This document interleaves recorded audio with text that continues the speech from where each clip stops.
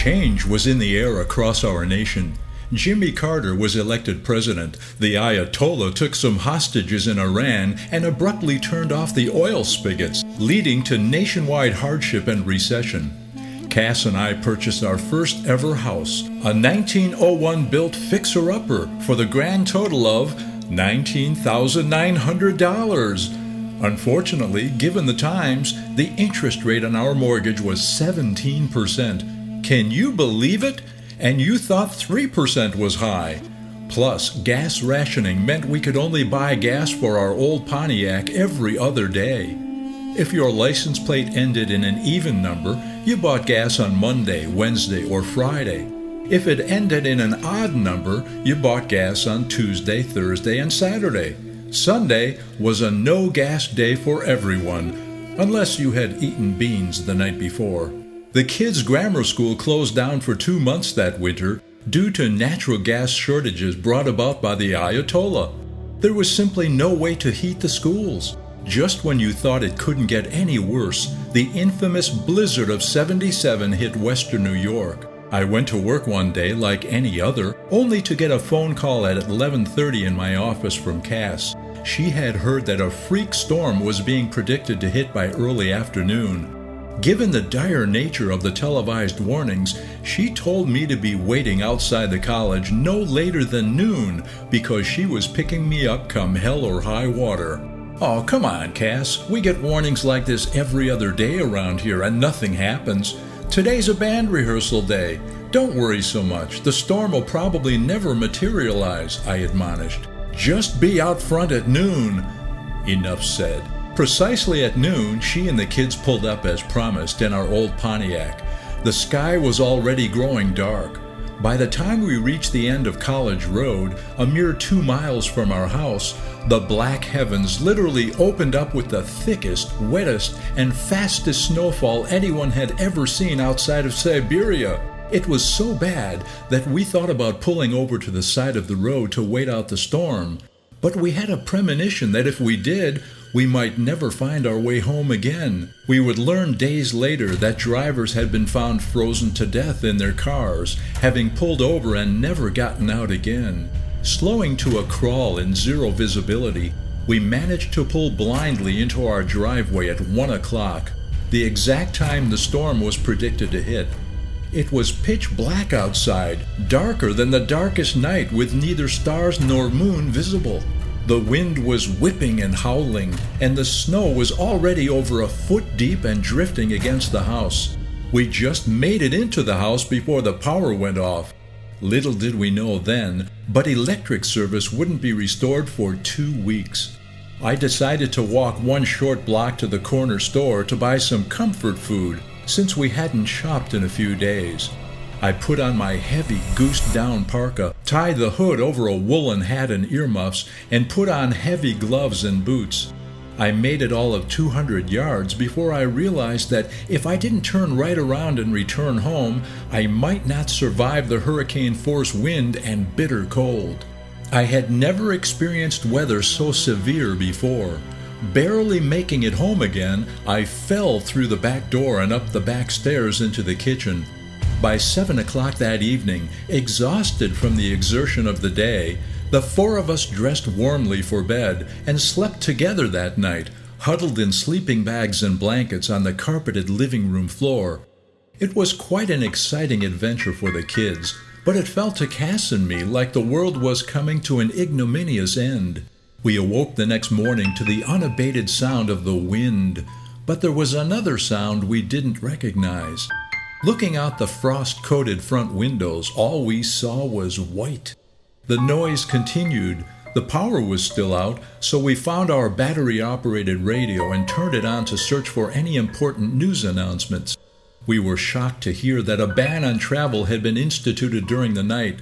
Furthermore, by order of the state police, no one was allowed to venture outside except for emergency travel under penalty of on-the-spot arrest. Looking out the living room windows once more, we still couldn't see anything except white.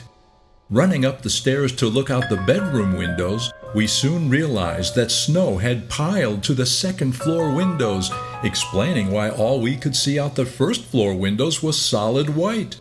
The noises we were hearing were the sounds of snowmobiles traveling up and down the street.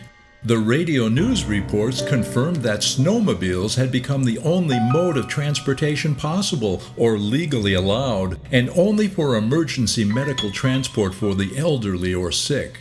We holed up for a second night in our sleeping bags and blankets, spending a very uneasy night together, unsure what tomorrow might bring. By now, the kids' excitement had turned to apprehension, if not fear. The next morning, we woke to sunshine, but the radio confirmed what we felt in our weary bones. The temperature outside was a frigid 15 degrees below zero. The wind continued to howl in gusts up to 60 miles per hour, and the public was again advised not to venture outside unless an emergency required it. This went on for several days. Finally, as suddenly as the storm had hit, the wind died down to nothing. The temperature rose into the teens, a veritable heat wave, and we felt we had escaped the end of civilization as we knew it. That afternoon, the four of us dressed as warmly as possible, pulled on our cross-country skis, and set out for the corner store to buy some food, only to find out that no trucks had been able to get through since the storm had hit, and none were expected for at least another day or two.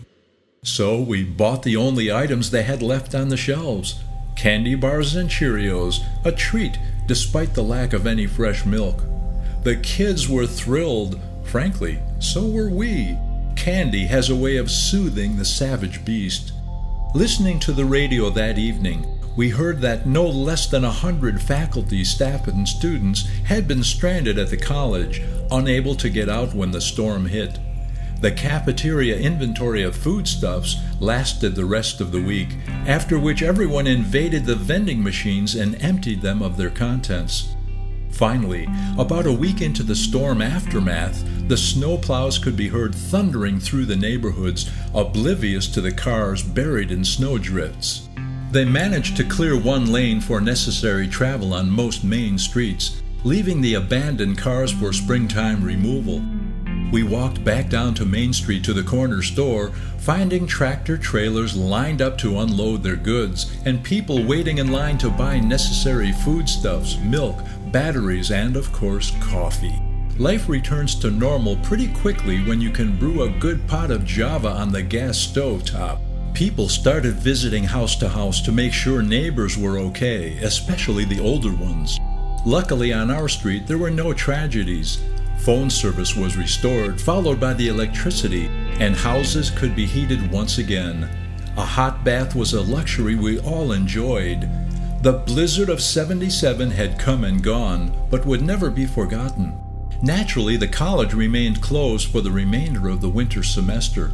When we returned in mid-January, I was notified that I had been named a recipient of the New York State Chancellor's Award for Excellence in Teaching.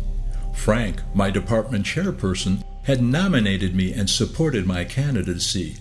In addition to the honor, I also received a $500 prize. Cass and I decided that we would use that windfall profit to take a much-needed and well-deserved summer vacation with the kids in Disney World. I remember being invited to visit the college president's office on a Friday morning to receive my award and prize. I also remember attending a second meeting with the president that same afternoon to be told that 20% of the faculty would be terminated due to severe budget cuts brought about by the Ayatollah, not to mention declining revenues, declining enrollment, the gas shortages, the recession, the blizzard of '77, and probably even the lunar eclipse. A proverbial perfect storm. Naturally, the teachers who were up for tenure were the first to go. Yep, I was one of them. I questioned the president on the hypocrisy of rewarding me for excellent teaching in the morning and terminating my employment in the afternoon. Is this how you reward excellence? What strange times those were.